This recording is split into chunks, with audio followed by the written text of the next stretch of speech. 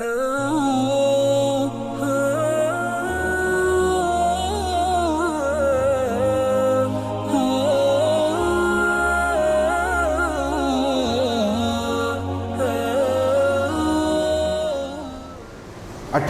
الحج حضرت عثمان بن عفان رضی اللہ تعالیٰ عنہ کی شہادت کا واقعہ یاد دلاتا ہے۔ امیر المؤمنین تھے، خلیفۃ رسول اللہ تھے، ذو النورین تھے۔ آپ صلی اللہ علیہ وسلم نے جتنے فضائل اور جو مناقب بیان فرمائے، آپ صلی اللہ علیہ وسلم بے تکلفی کے عالم میں بیٹھے، گھر میں بیٹھنے کی کیفیت ہے۔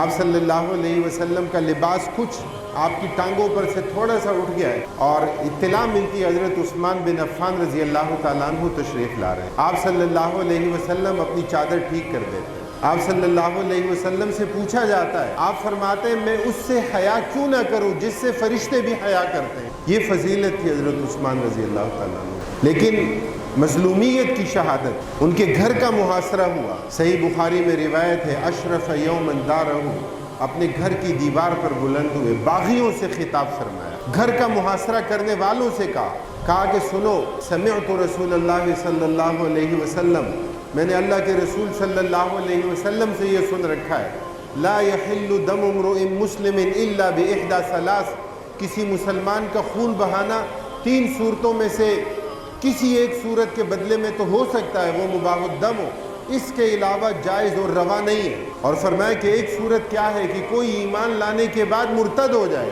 فرمایا کہ واللہ جب سے نبی کریم صلی اللہ علیہ وسلم کے ہاتھ پر بیعت کی ہے، اسلام سے پھرنے کا سوال پیدا نہیں ہوتا۔ فرمایا دوسری صورت مباح الدم ہونے کی کیا ہے کہ کوئی شخص کسی کو ناحق قتل کر دے۔ حضرت عثمان رضی اللہ تعالیٰ عنہ فرماتے ہیں، اللہ کی قسم، نہ جاہلیت میں کسی کو ناحق قتل کیا ہے اور نہ اسلام میں کسی کو ناحق قتل کیا ہے۔ فرمایا کہ تیسرا وہ شخص کے جو شادی شدہ ہونے کے باوجود زنا کا ارتکاب کرے، جو حیا کا پیکر ہو، جو مجسم حیا ہو، جس سے اللہ کے رسول حیا کرتے ہو، جس سے فرشتے حیا کرتے ہو۔ فرمایا کہ نہ تو جاہلیت میں کبھی زنا کا ارتکاب کیا ہے اور نہ اسلام لانے کے بعد کبھی زنا کا ارتکاب کیا ہے۔ کس وجہ سے مجھے قتل کرنے کے در پہ ہو؟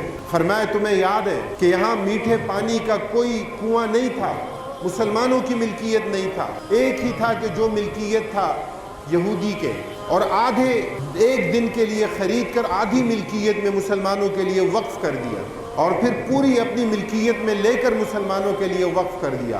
کہا کہ آج اس کنویں کا پانی پینے سے مجھے روکتے ہو۔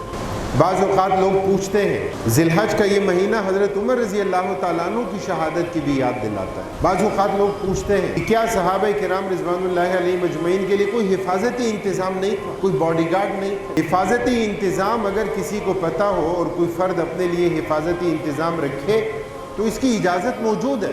آپ صلی اللہ علیہ وسلم کے لیے حضرات صحابہ کرام رضوان اللہ علیہ مجمعین آپ پر اپنی جان قربان کرنے والے نبی کریم صلی اللہ علیہ وسلم کے لیے ہر وقت وہ موجود رہتے تھے۔ لیکن یہاں تو حضرت عمر رضی اللہ تعالیٰ عنہ کی شہادت کی صورت میں تو ابو لولو فیروز مجوسی نے قاتلانہ حملہ فجر کی نماز میں کیا، عین نماز کے دوران کیا، زہر میں بجھا خنجر کہ جس سے آپ کی آنتیں کٹ گئی، اور 4 دن بیماری کے بعد آپ نے جان آفری کے سپرد کر۔ اس لیے یہ اللہ تعالیٰ کی مشیت تھی، یہ شہادت کا درجہ اور رتبہ۔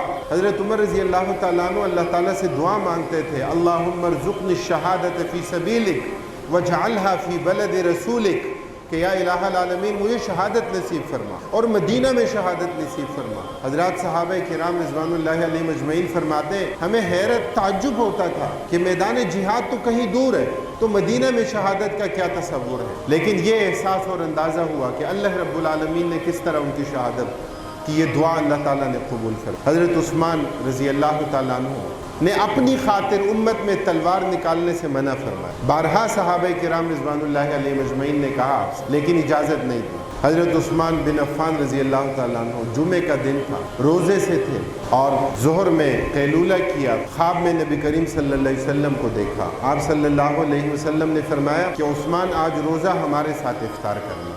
بیدار ہوئے، قرآن کریم کی تلاوت کے لیے بیٹھے، باغی گھر کے اندر کودے، اور عین اس تلاوت کے دوران ان پر حملہ ہوا اور ان کی شہادت ہوئی۔ قرآن کریم کی آیات پر آپ کا خون گرا، فَسَيَكْفِيكَهُمُ اللَّهُ، اللہ تعالیٰ ان کے لیے کافی ہے۔ اس لیے حضرات گرامی، یہ جو شہادت ہے یہ غم کی بات نہیں ہے۔ ظاہری طور پر بچھڑنا ایک افسردگی اور غم کی کیفیت ہوتی ہے، لیکن شہادت کا رتبہ تو وہ ہے کہ نبی کریم صلی اللہ علیہ وسلم نے فرمایا کہ جس نے پوری زندگی میں جہاد بھی نہیں کیا، شہادت کی خواہش اور تمنا بھی نہیں رکھی، فرمایا کہ جاہلیت کی موت مرا۔ اس لیے اللہ تعالیٰ سے دعا مانگنی چاہیے، اللہ تعالیٰ ہمیں سعادت کی زندگی اور شہادت کی موت نصیب فرمائے۔ موت کا تو جو وقت مقرر ہے ٹل نہیں سکتا، کمی بیشی نہیں ہو سکتی، اس لیے حسن خاتمہ کی دعا اللہ تعالیٰ سے مانگنی چاہیے۔